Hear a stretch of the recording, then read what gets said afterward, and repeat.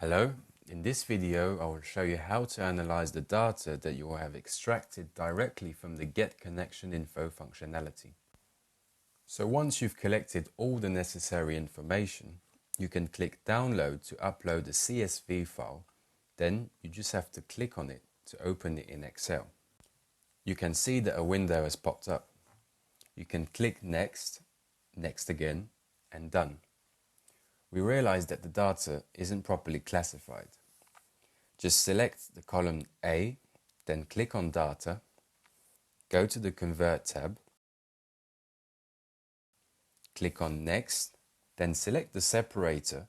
Thanks to the commas, you click Next again, then Finish, and OK.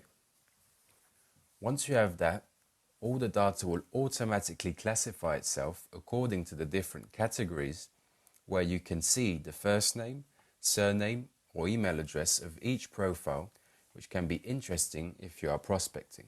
Remember that when the data isn't given on the profile, it will appear under this form in Excel. Thank you for watching this video. See you soon.